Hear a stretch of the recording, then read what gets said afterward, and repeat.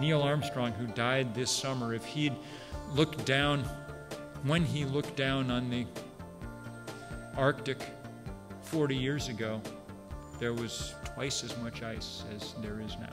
Jim Hansen at NASA, our foremost climatologist, published a paper about 6 weeks ago, really important paper, in which he pointed out that the 1 degree that we have increased the temperature globally has been enough to dramatically increase the chances of just the kind of things that we are seeing. If you want one basic physical fact to explain the 21st century, warm air holds more water than cold. The atmosphere is 5% wetter than it was 40 years ago, which is an almost unbelievable change in a basic physical parameter of our home planet.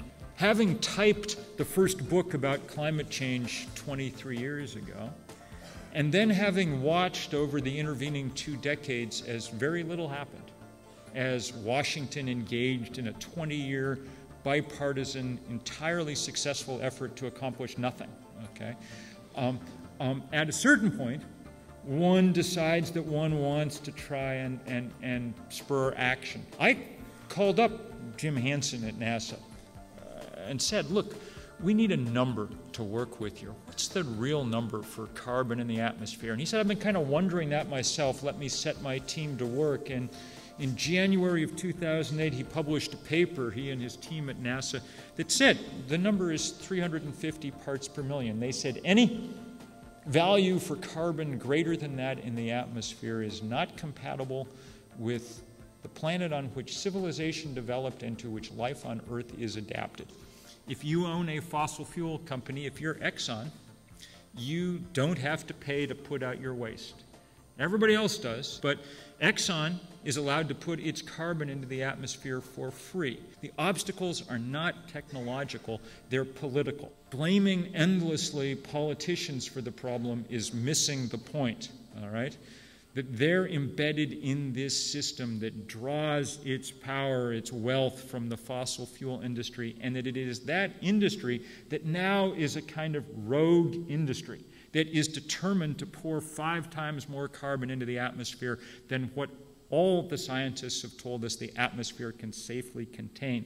They're outlaws. They're not outlaws against the laws of the state. They get to write those, but they are outlaws against the laws of physics and of chemistry. There is nothing at all radical about what we're talking about. You are advocating for a sort of stick and the carrot and stick model of change. You are advocating opposing a pipeline, opposing this source of energy. Could you elaborate a little bit more on the carrot in this model? Yes, what sort of things it's a can we very support? good question. If we only oppose things, what are we proposing? And that's a very good question. And of course, we do a lot of work, and all kinds of people do lots of work now on building alternatives, which aren't just sun and wind, they're also conservation and efficiency, sort of high on the list. The good news is that if we get the work done on putting a price on carbon, on hobbling the fossil fuel industry, then most of that will explode on its own. We're very good at innovation and entrepreneurship. Markets do remarkable things to spread that stuff around quickly. What we see in front of us with climate change is just a huge market failure. There's no silver bullet, but it looks like there's enough silver buckshot lying around that if we kind of picked it all up, we'd be where we needed to be.